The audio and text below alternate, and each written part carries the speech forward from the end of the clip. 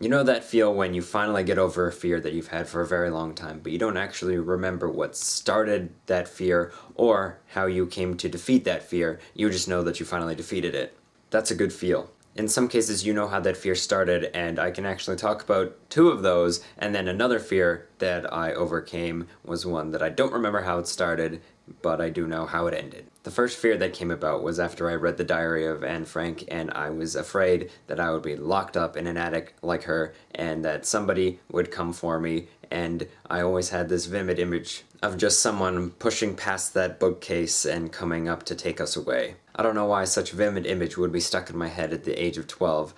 but it stuck for quite a few years, and I actually wouldn't sleep on my left side because I was afraid I'd have nightmares because of it. I don't know how this fear came to be, because I know that this kind of stuff still sort of happens today, and that is completely gross and disgusting. However, I live in a country where that is definitely never going to happen ever, and I don't know how this started. The next fear happened because the news always likes to bring up tornadoes around July 31st, because there was a tornado that happened in my city on July 31st, 1987 that killed a lot of people, and it was an F4 tornado if I'm not mistaken. And every year on July 31st, the news loves to talk about it, and they hype it up a lot. I don't know why. I may not be as afraid of tornadoes as I was back in the day, because I would always also have nightmares about them, and I would also not sleep on my left side because I thought that would trigger a nightmare. While the fear may not be what it used to be, I still look up at the clouds every summer hoping that I don't see a funnel cloud anywhere. I know how these two fears went away are unique to me, but it seems awfully weird to me that they would just, out of nowhere, just sort of stop and not happen anymore.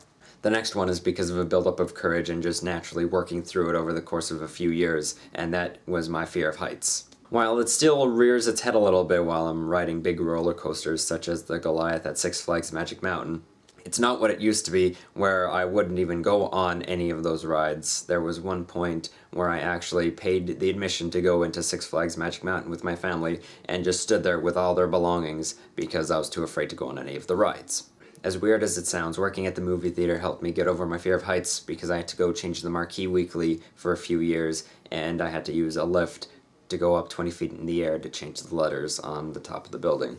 I'm very proud of myself for being able to get over those fears, and it's not always that easy to be able to get over your fears. However, maybe with some willpower, perseverance, and dedication, you might be able to get over those fears that have been holding you back for a few years. However easy I just made it sound right now is not the case for everybody, and we all have to understand that everybody gets over things differently.